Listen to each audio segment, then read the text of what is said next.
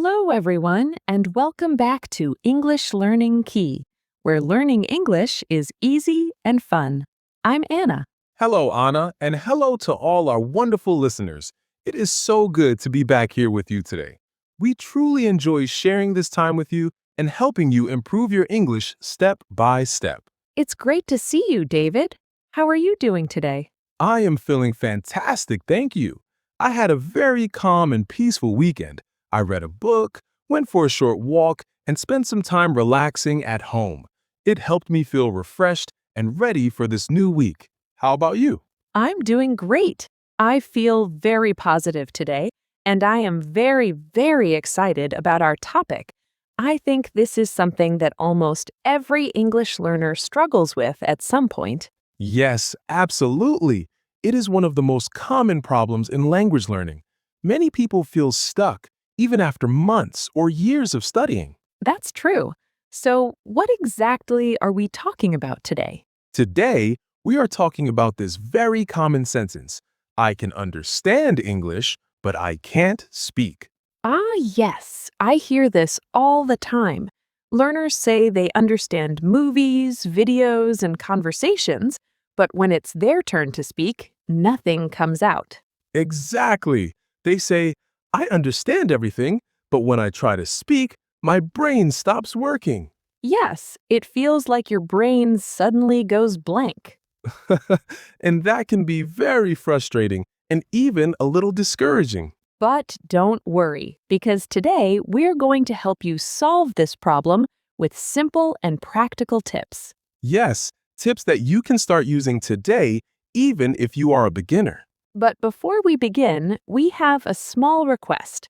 If you enjoy learning with us, please like this video and subscribe to English Learning Key. Your support helps us create more helpful lessons for you.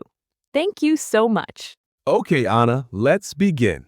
Yes, David, my voice is locked. Please help me unlock it. Let's start with tip number 1. Change how you listen. Change how I listen? I thought listening was already helping me.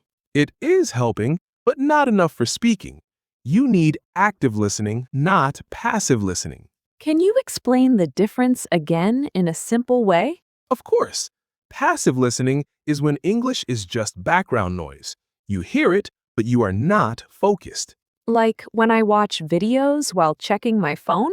Exactly. Active listening means full attention. You listen carefully and repeat what you hear. So I become more involved with the language. Yes, and one powerful method is shadowing. Shadowing, again! I think this is very important. It is. You listen and repeat at the same time.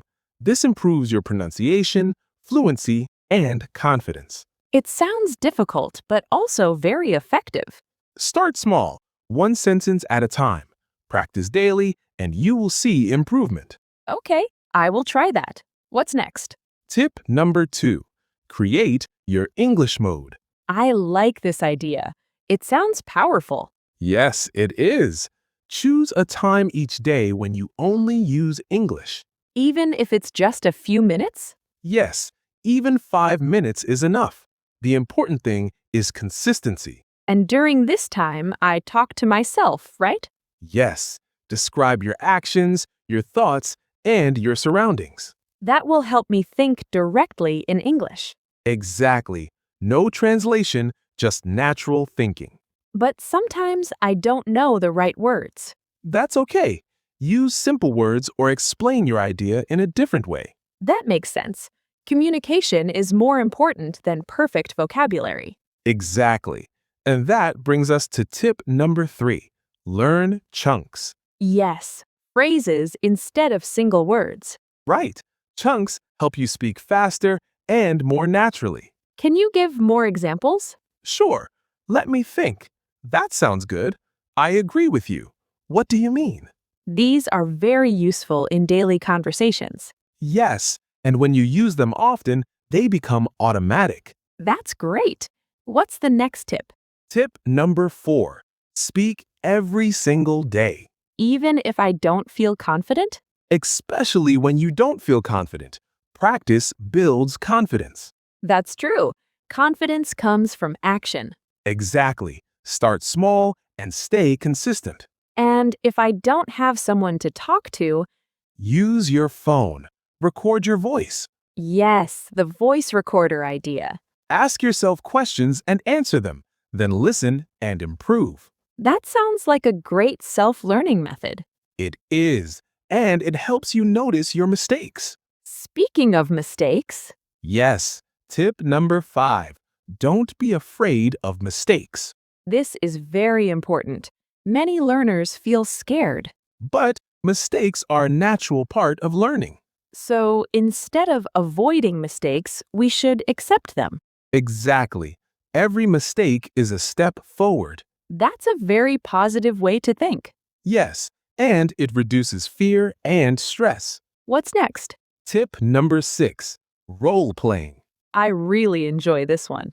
Imagine real-life situations and practice speaking. Like ordering food, asking for help, or talking to a friend.